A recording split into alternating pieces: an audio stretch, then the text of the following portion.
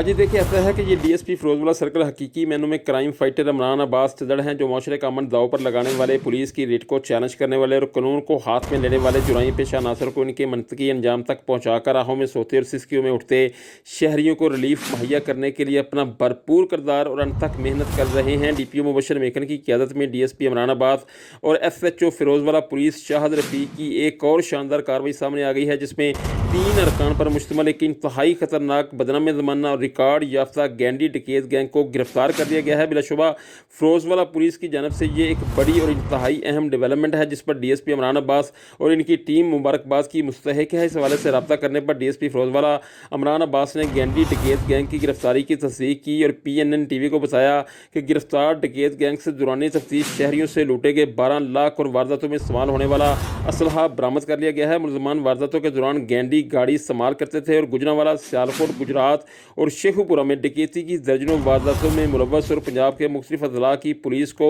मतलूब थे। DSP इमरान अब्बास का गिरफ्तार गैंग के हवाले से मजीद बताना था कि मुलजमान का एक साथी जेल में है, जबकि दूसरा साथी गुजरांवाला में टाल प्लाजा पर दौरान पुलिस मुकाबला मारा जा चुका है और गिरफ्तार मुलजमान में ज़ुबैर, अमरान और बशीर शामिल हैं, जिनसे मजीद तफ्तीश की जा रही है। खतरनाक डकैत गैंग की गिरफ्तारी पर पंजाब के मुख्तलिफ अजला में खुशी की लहर दौड़ गई है और शहरियों ने सुख का सांस लिया है और शेखुपुरा पुलिस को भरपूर खराज तहसीन पेश करते हुए इनकी मजीद कामयाबियों के लिए अपनी नेक तमन्नाओं का इजहार किया है।